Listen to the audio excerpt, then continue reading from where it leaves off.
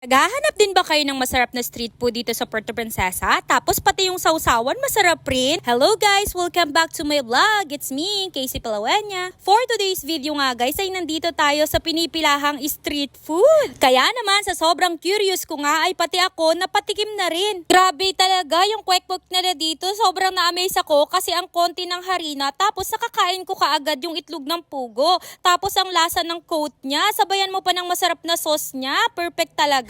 Tapos ito naman yung pinaka-favorite ko sa lahat, yung super crunchy nilang chicharong bulaklak. Napakasarap nito guys. Grabe, sobrang lasa kahit walang suka. Pero mas masarap din kasi yung suka nila.